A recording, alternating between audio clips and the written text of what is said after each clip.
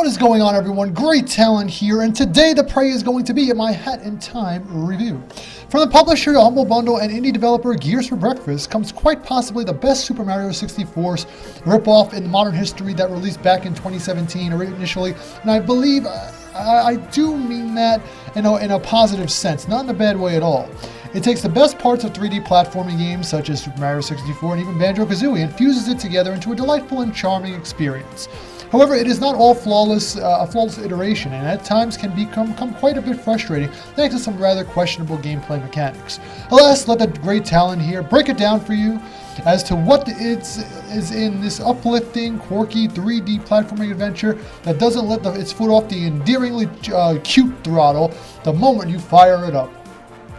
Okay, so I decided to switch it up the layout a bit, and graphics, performance, and controls are going to be up first to focus on. A Hat in Time's visual presentation has pretty, 3D modeled characters that give off a kind of whimsical cartoon-like vibe that's right out the gate, which is fine and works well for the most of the time for the atmosphere the game surrounds itself with. The girl in the hat you play as, who remains nameless, was created and fashioned right from a me-like avatar in the Nintendo eShop, it looks like it at times. But like I said, it works here well due to the setting the game resides in and surrounds itself with. Enemies that range from mafioso-like humanoid thugs to penguins and even ghoulish spirits are all animated mechanically well, and the only issues I could think of or point out were some of the lip-syncing did not match up 100% of the time with the spoken audio dialogue. Very, you gotta really look close to even see it. It's not that noticeable, but I just thought I'd point it out. The environments range from richly colored green-like hills and valleys to dark, gloomy forests, and even robust red lava fire levels, and even cloud-like worlds with oceanic blue skies that are all well detailed enough to make you feel like you're really engulfed into each separate yet familiar place. Performance-wise, I found no real issues and the game running smoothly on my PS4 Pro without any crashes and some mild, barely noticeable frame drops during the more heavier action sequences, which is a small hindrance, if anything. Controlling the girl in the hat in a third person's perspective in a 3D-like plane is, for the most part, adequate, but I must say, at times, such as trying to land on smaller platforms can feel a little loose and uneven. I wish the controls were a bit tighter than they were at times here.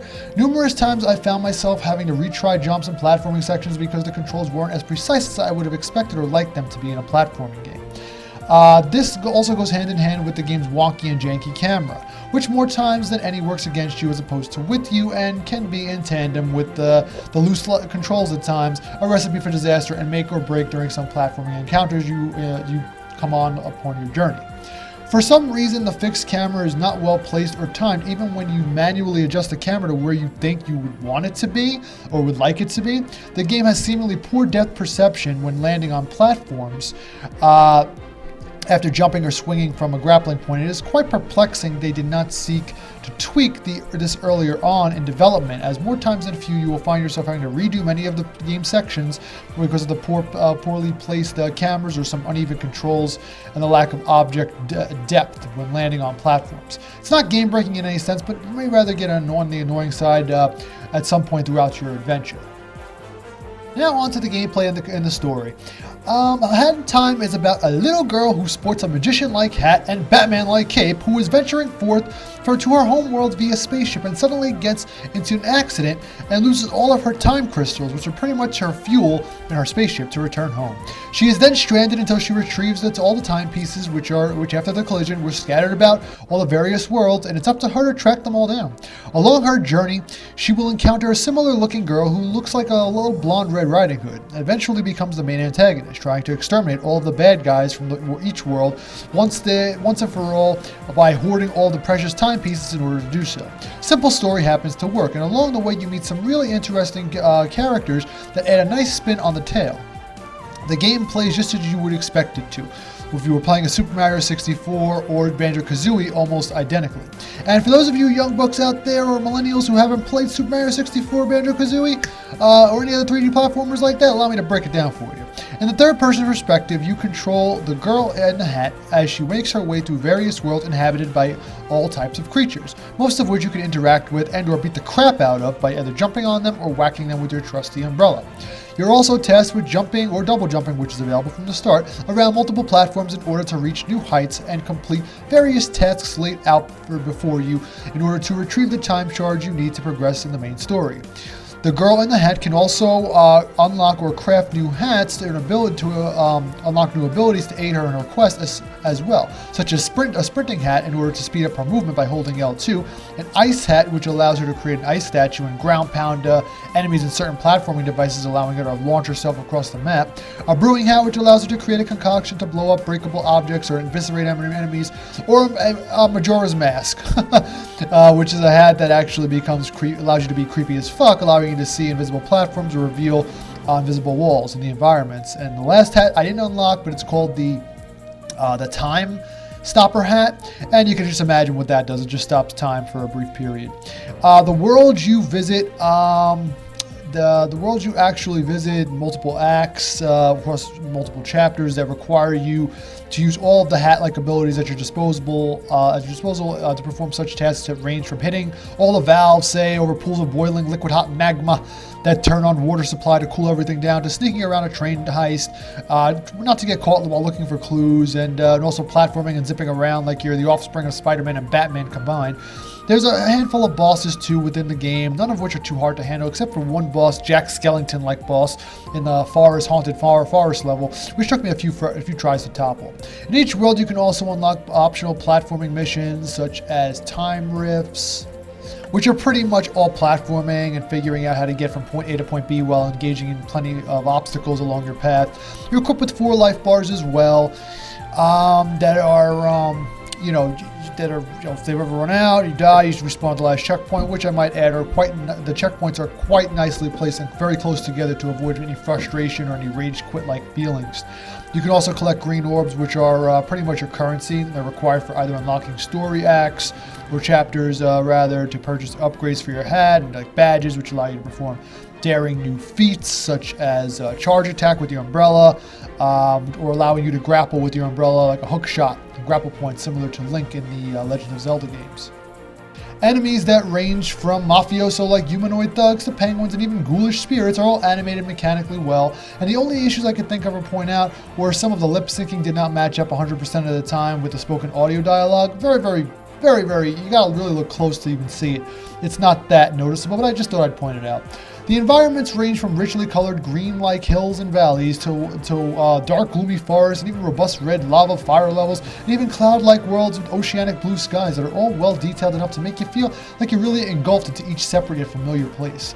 Performance-wise, I found no real issues, and the game running smoothly on my PS4 Pro without any crashes and some mild, barely noticeable frame drops during the more heavier action sequences, which is a small hindrance, if anything. Controlling the girl in the hat in a third person's perspective in a 3D-like plane is, for the most part, adequate, but I must say, at times, such as trying to land on smaller platforms can feel a little loose and uneven. I wish the controls were a bit tighter than they were at times here. Numerous times I found myself having to retry jumps and platforming sections because the controls weren't as precise as I would have expected or liked them to be in a platforming game. This also goes hand in hand with the game's wonky and janky camera, which more times than any works against you as opposed to with you, and can be in tandem with the loose controls at times, a recipe for disaster and make or break during some platforming encounters you come on upon your journey. For some reason, the fixed camera is not well placed or timed, even when you manually adjust the camera to where you think you would want it to be or would like it to be. The game has seemingly poor depth perception when landing on platforms after jumping or swinging from a grappling point. It is quite perplexing they did not seek to tweak this earlier on in development, as more times than few you will find yourself having to redo many of the game sections because of the poorly placed cameras or some uneven controls and the lack of object depth when landing on platforms. It's not game breaking in any sense, but you may rather get on the annoying side at some point throughout your adventure. You grabbed there. Are you collecting them? They've been raining from the sky ever since you arrived. I've seen the goons bring them to their headquarters way up there. We should go up there and get your junk! It'll be fun! I'll take any opportunity that involves messing up the mafia!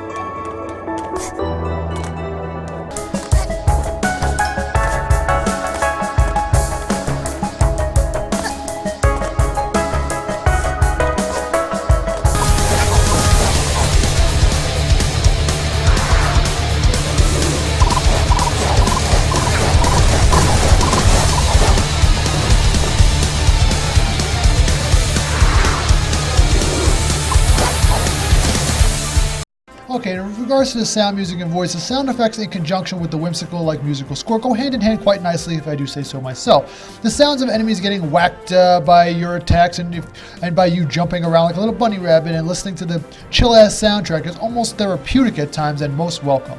It took me back to a simpler time when games were just about having fun and not about being either a ridiculously hard or trying to be the best damn battle royale game they could be, eh? Yeesh. And to my unexpected delight, the game featured almost full-on voice acting too. Most of the time during the story progression, you're treated with some rather humorous voice acting that adds a bit of depth and weight to the game's campaign. And to have that in an indie title, especially one from a few years ago, is a rare but welcome treat. Of course, your character, the girl in the hat, remains mute most of the time, with the exception of one of the one-liners outside of her cutscenes here and there, but I didn't mind having an overall mute protagonist, as in most 3D platforms of the olden days, they were not too chatty. Okay, now in regards to replay value, I'm going to put high. About in Time is pretty fun and addictive experience that even after my 10-hour journey, I still found myself wanting to go back and find time to pick up those extra time crystals and shards I missed, as well as locate all the miscellaneous collectibles such as paintings and portraits, as it's just overall pure, simple, charming fun, and the type of game you can just pick up and play anytime on a whim without question. And now that brings me to my overall score, and is it worth your time? With that being said, I'm going to have to go and give A Hat in Time a well-deserving 8 shining sprite time shard D thingy puzzle pieces out of 10 for being the best damn Super Mario 64 knockoff to date. And for those of you out there who do not have a Nintendo system or now have a big boy system like a PC, PS4, or Xbox One, can and should check out this game as it provides nostalgic joy from start to finish, albeit some funky controls at times and a bit of an awkward camera. That being said, that's my review of A Hat in Time. Let me know what you guys think in the comments below. Don't forget to drop a like, a comment, and a sub, and I will catch you guys on the next one. Thanks again for stopping by, and I hope you all have a great day.